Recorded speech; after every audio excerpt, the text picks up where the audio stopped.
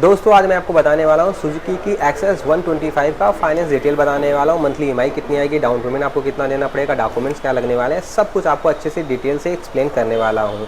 तो आज हमारे साथ में यहाँ के फाइनेंसर हैं। सर आपका नाम बता दो। सिराज खान। ओके, आप किस बैंक से फाइनेंस करते हैं? बजाज फाइनेंस। बजाज फाइनेंस से सर करते हैं। तो सबसे पहले हम जान लेते हैं इसकी प्राइस कितनी पड़ने वाली है on road? 1,17,000 on road. Okay, 1,17,000 आपको ऑन रोड पड़ने वाली। ये मुंबई का प्राइस है विद एसेसरीज, जिसमें आपको helmet, parking cover, seat cover जो होता है जेन्युइन एसेसरीज सुजुकी की तरफ से, वो सब कुछ आपको साथ में मिल जाएगी। तो सबसे पहले हम ये जान लेते हैं, अगर आपके पास कोई फाइनेंस कराने के लिए आए तो क्या क्या डॉक्यूमेंट्स लेके आए? जिसका ओन हाउस रहता है उसका सबसे पहले आधार कार्ड और पैन कार्ड पे हम फाइनेंस कर सकते हैं यूजुअली।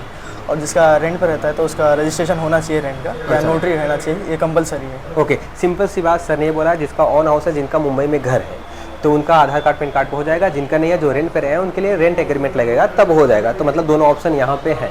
मतलब आपका यहाँ पे खुद का घर होना चाहिए, मम्मी पापा का उसमें नाम होना चाहिए, या फिर मतलब रेंट एग्रीमेंट होना चाहिए, उसमें नाम होना चाहिए। नहीं तो अदर फिर आपके लिए कोई ऑप्शन नहीं है। तो ये रहे डॉक्यूमेंट्स को लेके। तो आप बता दो कितने टाइम में आप ये प्रोसेस कंप्लीट कर देते हो कि किसी को फाइनेंस मिलेगा?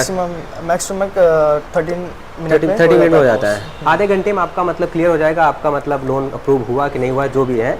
एंड वो प्रोसेस होने में 1-2 दिन लग जाते होंगे, राइट?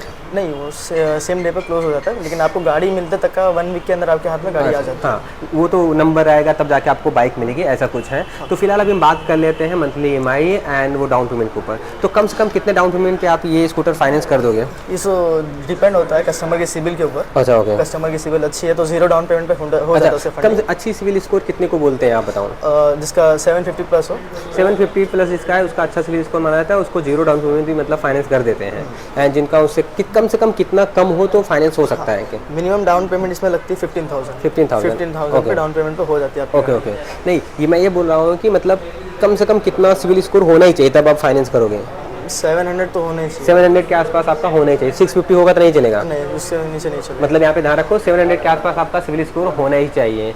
तो इसकी प्राइस है 1,17,000। हम टॉप मॉडल का कैलकुलेट करने वाले हैं। इसी पे मंथली ईएमआई, डाउन पेमेंट सब कुछ कैलकुलेट करके आपको बताने वाला हूँ। तो अभी हम जान लेते हैं, अगर हम 10,000 डाउन पेमेंट देते हैं तो मंथली ईएमआई कितनी आएगी 1 ईयर के लिए? अगर 10,000 डाउन पेमेंट करते हो तो 1 साल के लिए आपको ईएमआई आएगी 10,450 रुपये। 10,000 के आसपास आने वाली है। एंड 2 ईयर के लिए?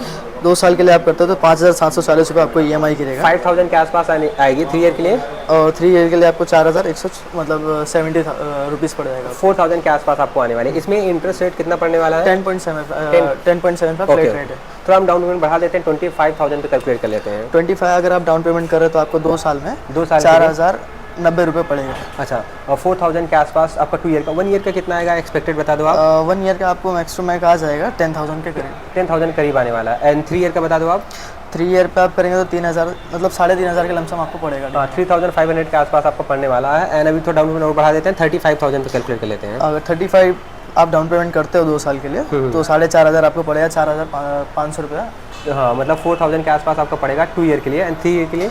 3 ईयर के लिए आपको 3,000 रुपये पड़ेंगे। 3,000 के आसपास आने वाला है। एंड अभी हम थोड़ा इस पे इंटरेस्ट कितना रहने वाला है? Same rate of interest same रहता है। रेट ऑफ इंटरेस्ट 10.7 है। 10.7 ओके। एंड थोड़ा 35 हमारा हो गया। अभी हम चलते हैं 45 पे, राइट? यस, 45 पे कितना आएगा?